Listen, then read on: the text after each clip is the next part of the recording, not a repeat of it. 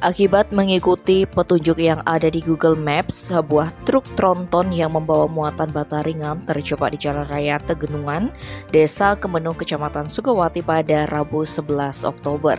Kapolsek Sukawati Kompol Iwayan Johni Eka Cahyadi mengatakan kejadian tersebut bermula saat sopir truk bernama Sugianto 46 tahun asal Jember hendak menuju ke kota Gianyar membawa muatan bata ringan. Melalui Google Maps, sang sopir diarahkan melewati Jalan Raya Tegenungan.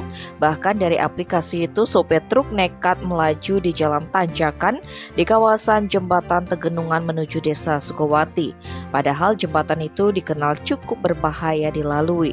Beruntung meski berupa kendaraan besar, truk tronton itu berhasil melewatinya.